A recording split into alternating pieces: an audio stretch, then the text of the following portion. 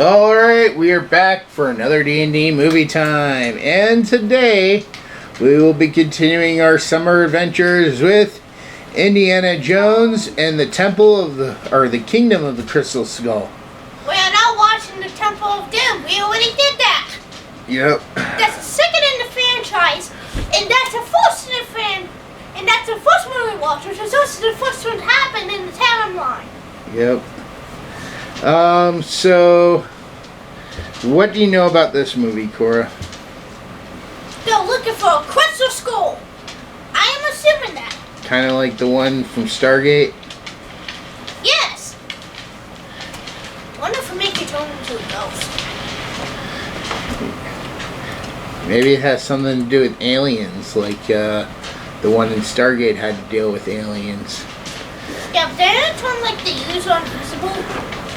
No, it shifted Daniel to an alternate dimension, but was still...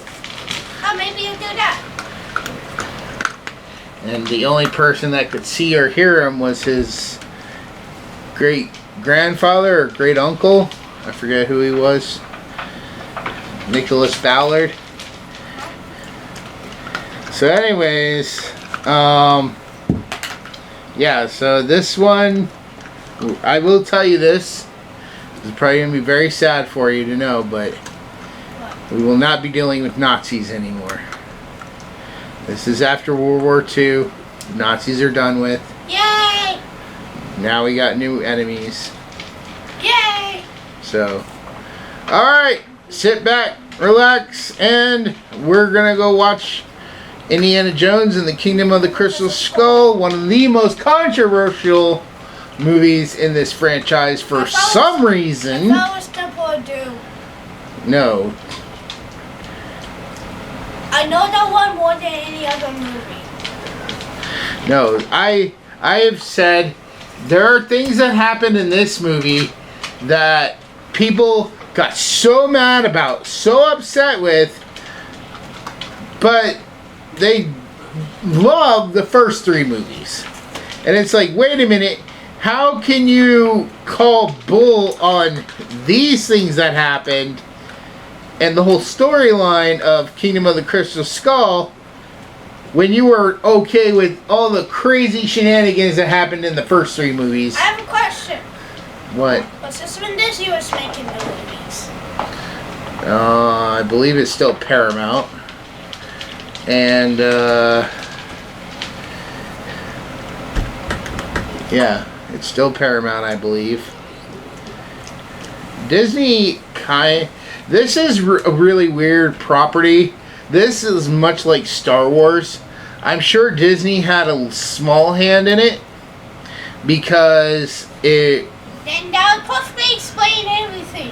Because, like Star Wars, Disney used to have an Epcot show where it was Indiana Jones Stunt Spectacular or something like that, which basically relived some moments from Raiders of the Lost Ark and showed how they did the stunts. So, like, they did the whole thing with the boulder, they did the whole scene with the plane. What about the fridge? No. That wasn't out yet. So, anyways, but like I said, we're going to go ahead, we're going to watch this movie, and when we come back, Cora can tell us what it was all about. See you in a bit. Bye.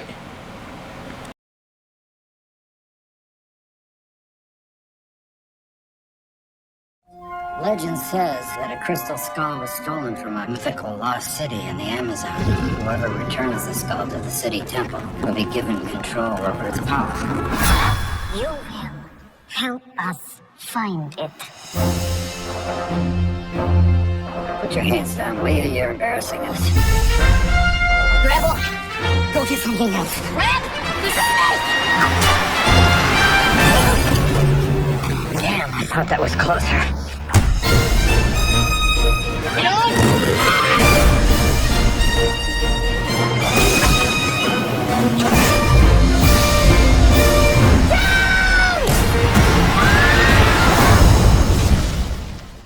Come on, genius. Go, go, go, go, go! What's he gonna do now? I don't think he plans that far ahead. I think I'd cover my ears if I were you.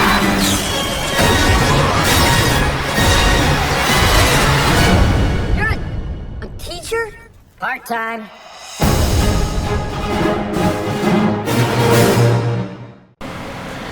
Alright, we just finished Indiana Jones in the Crystal Skull. Kingdom of the Crystal Skull. Oh, still.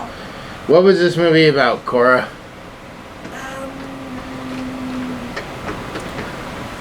So basically, to be honest, I kind of forgot the Jedi. There's some Russians. They're breaking into a government base. And out of the trunk, they pull in. Can you stop playing with things? I'm not. They pull another guy and a familiar face, Indiana Jones, out of a trunk. I was going to say that was Okay. my line. Well, keep going then. No, I was supposed to say Indiana Jones, and you're supposed to keep it the Come on. Let's get on with it. Then basically, India helps them find the thingamabob, a box. Which they Do we need. see any other significant boxes there? Yeah, the box from the Forced movie. I think that's supposed to be like a little Easter egg. The Lost Ark. Yeah, because like it was like never even brought up for the rest of the movie. Well, yeah, it's just a little Easter egg. Yeah, that's what I said. Then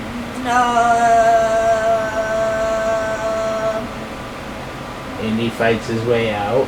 yes. Then basically, we cut to a classic fridge scene, which So he escaped the Russians? yes, and then we got the classic fridge scene, which everyone is mad about because he told me that fridges actually used to be like what's the material called? Lead. What? Lead. Lead. That fridges used to be made out of lead, and lead is apparently radiation proof or something like that. Lead is a metal that can block radiation. Yes. And fridges back then used to be very dangerous. Kids would lock themselves inside fridges by climbing into a fridge. Yeah. If it wasn't for the impact that caused the fridge door to open when he landed, he would have been stuck in there. And as I pointed out in past videos, there wasn't much room. He cleared everything out, so there was just enough room for him. So if he braced himself right, he might be in pain, but he could still live.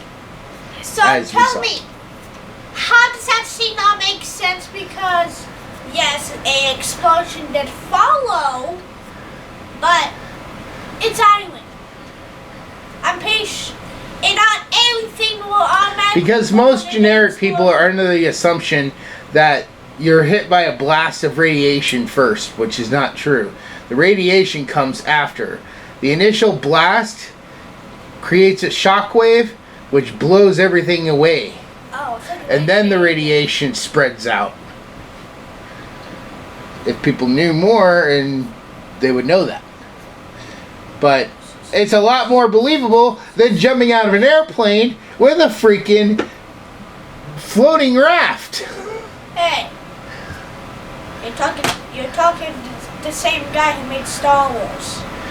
Yeah, he didn't do a great job with Star Wars He's either. a freaking genius. Okay, if you think so. I love Star Wars, don't get me wrong, but I'm sorry. Everybody wants to sit here and defend Luke Skywalker being the greatest Jedi ever, and he was the Jedi who had the least amount of training ever. Exactly. And plus, he's And then they only wonder why in The single- Last Jedi he gave up. Because he's not that good of a Jedi. If he was really the good Jedi everyone's talking about. But we're then not he talking wouldn't about have Star gave up. Wars. We'll save that for another video. We're not talking about Star Wars today. We're talking about Indy. So he survives. Let's move on. Okay, so, He gets sort of fired. yes, from his teacher job. Then who comes to find him? His son. Well, he doesn't know that yet. He's just saying Mutt. A kid named Mutt. What? Yes, that's what he said his name was. M-U-T-T. Mutt. That's a name for a dog. That's the joke. Like he was named after, he named himself after the dog. Kid picked his name like after a dog. Supposed to be like father and son think alike. I should have thought. Anyways, continue on. So they go to save this guy, get caught by the Russians again. And They find a crystal skull. Well, they find the crystal skull and then they're caught by the Russians again. Then there's a big chase scene through the jungle. and Then they go down some waterfalls. then Indiana Jones, the other girl, I forgot her name, which is actually Marion from Raiders. Marion, the kid, and Ox, and the Tradle find a temple, and basically the Russians follow because they put a tracker on the Well, they didn't put a tracker. He was dropping trackers. How did you not understand that when I explained it during the movie? He was purposely dropping breadcrumbs to lead the Russians. He was a traitor the entire time. Yeah, he traded and then he betrayed Indiana Jones. He betrayed the Russians and then he betrayed Indiana Jones again. No, he only made it look like he was betraying the Russians so he could get with Indy, so he could lead the Russians where they were trying to go. And then basically, the main antagonist, that's what they're called, right? The bad guys? I guess, yes.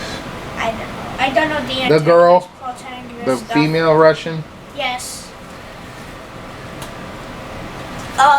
Basically, she uses her skull to get knowledge. Then that entire room starts crumbling upside down. What? Like, things will normally crumble down.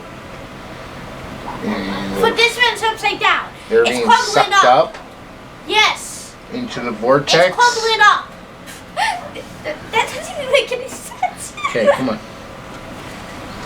And then basically Indiana Jones, everyone else except Max does it, right? The Tradle, the three-time Tradle. Yes. He doesn't make it. And then basically from there everyone blesses when they get out of the thing. And then basically smash cut to a wedding. And then that's in the movie. We also find out he got his job back. Yes. And then we go to the wedding. Yes. And they tease us that Shia LaBeouf is possibly going to take over, but then he picks his hat up from him and, like, kind of saying, not yet. Not today. So I was really disappointed. Either he or Marion better be in the next one, because I've never seen Dial of Destiny, but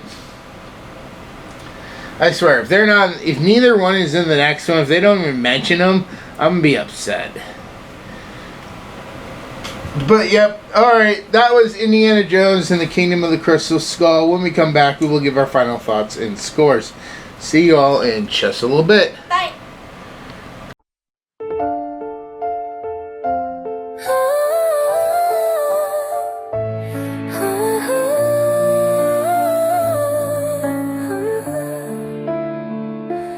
In the glow of the moonlight, shadows fall. Morgana whispers secrets as night calls. She's got a heart heavy with love that time is of me, and hope might just bend. In dreams she will wander through the silent haze, to pull them from slumber, to break through the maze. So wake up, take on you, break free from the chains,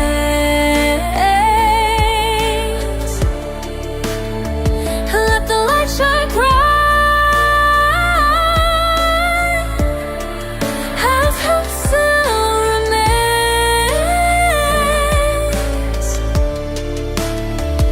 In a world full of darkness, she's searching for you.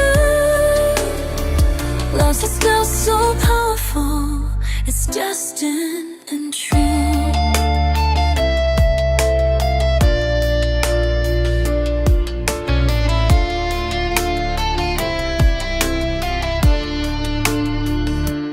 Echoes of laughter, now lost in the void, where memories linger and lost and destroyed. She reaches for shade, but his eyes are so cold.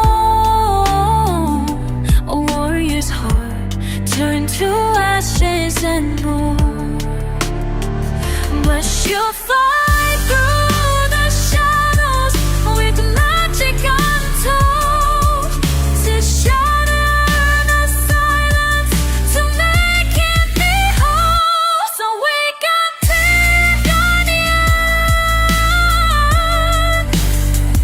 break free from the chains,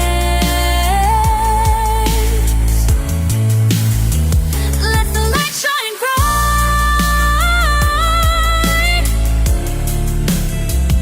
In a war full of darkness, she's searching for you. Love's a spell so powerful, it's destined and true. From the depths of the darkness, her heart lights the way, for its ancient magic can conquer the grave. Alright, Cora, starting with you. On a scale of 1 to 10, what would you give Indiana Jones and the Kingdom of the Crystal Skull? 8 out of 10. It was pretty good. My favorite scene was probably like on the quicksand, or not quicksand, what's it called? Mud sand? Just say quicksand. Yeah, quicksand. And one of the massacre is a quicksand, and then Indiana says no, he's sinking in the thing, Bob. And then he basically explains what quicksand is made out of very calmly. And then his wife just basically yells, I don't know, yells something. She yells something. This isn't a class. Yeah. This isn't a class. It's also when he learns that Mutt is actually Henry Jones III. And it's also the scene with the snake. Surprisingly, the only snake we saw in this whole movie. Dun, dun, dun. This had the least amount of snakes so far, I think. Oh no. Nah, the next one's probably gonna have 0 snakes. JK's gonna have 100. I think this is on par with Temple of Doom, because we only had 1 snake in Temple of Doom, and we only had 1 snake here. Yeah, remember at the dinner scene? When they cut open the snake and all the eels? Yeah, but that snake was not alive. Well, it's still a snake. That snake was not alive. It's still a snake. It was not alive. And all the eels? Alive snakes count. Only alive snakes count. I don't think that snake that they were actually using the whole time was alive. I think that once he was grabbing it... Shut up, it was only meant to... I think it was just a prop. Of course it is, but in movie terms. Not in real life terms, because why would they have an actual snake? I don't care if they defanged it. I ain't grabbing no snake. Well, not all snakes have fangs. Some snakes have no teeth, and snakes like that. Most snakes have no teeth. The snakes without teeth, they don't bite you to eat you, to poison you. They bite. Well, they don't really bite you. They wrap around and You're not strangle making you. any sense. How would they bite you if they have no They teeth? don't bite you. They swallow you whole. My favorite. They will choke you to death, I get it.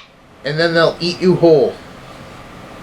My favorite character was probably the what her name? Marion Marion. from Raiders. I don't know why. As soon as she did something cool, my mayor's like, yep, she's the new favorite character. Yep, she did say that. What'd you think of Indiana Jones's son?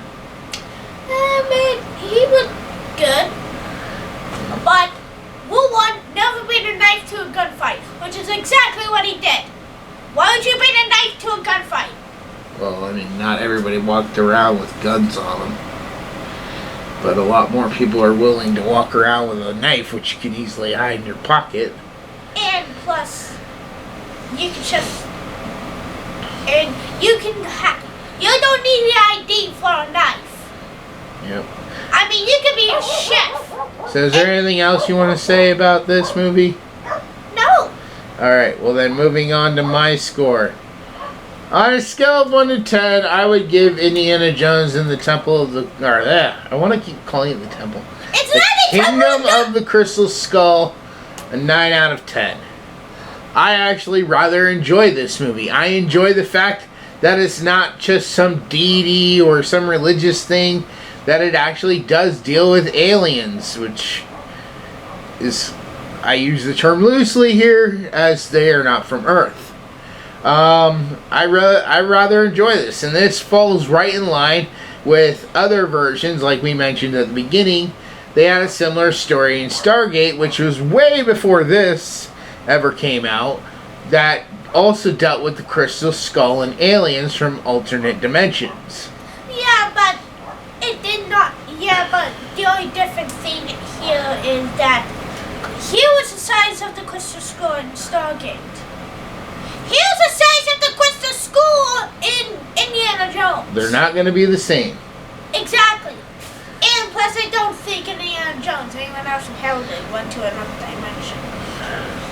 It's just interesting how both versions talk about aliens from alternate dimensions and not just aliens from outer space. So, I've never really understood what people's issues with this was. I mean, people complain when things are always just the same old, same old. I thought this was pretty good. Yeah, I thought it was really good too. But, like I said, I'm not everyone else. Everyone else had the issues. And that's kind of how everything done by George Lucas was ever handled. He takes a break for a while, comes back with something, suddenly it's a major issue. It's not as good as the originals. You know, same thing happened with the Star Wars prequels. People hated those for a long time. Now we got the Disney sequels, and now people love the prequels. Even though the prequels have a lot of problems. I think This came out, and now everybody hates the new ones, and they praise the original 3, and it's like, well, you know, the original 3 weren't quite perfect either, so... I think as soon as the 10th one comes out, I think it's going to be the new hate scheme of it. Honestly, I'd be okay. I would, honestly, if I never had to watch Dial of Destiny, I probably wouldn't, just because I know some things about it, and I heard stories, and I'm not looking forward to watching it, but...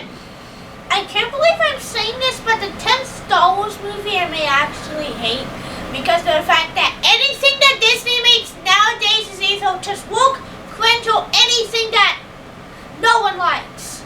I'm being on the I'm gonna witness it for myself. If there's a 10th Star Wars movie, that is in line with the saga, I want to see it for myself and make my own decision, which is what I suggest most people do. But anyways, that is going to go ahead and wrap this up. Like I said, we're not here to talk about Star Wars today. We can have a whole video at some point where we talk about this and Star Wars together. But with that said, we're going to go ahead and wrap this one up. And we will see you all next time when we go looking for the Dial of Destiny. Have a good day.